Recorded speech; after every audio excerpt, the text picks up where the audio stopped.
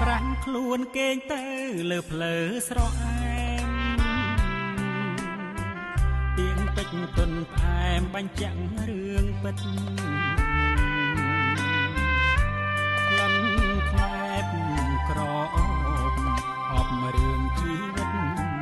រៀមបានរស់ចិត្តផុតទុកក្រំគ្រីអបកាសារាយលេទឹករល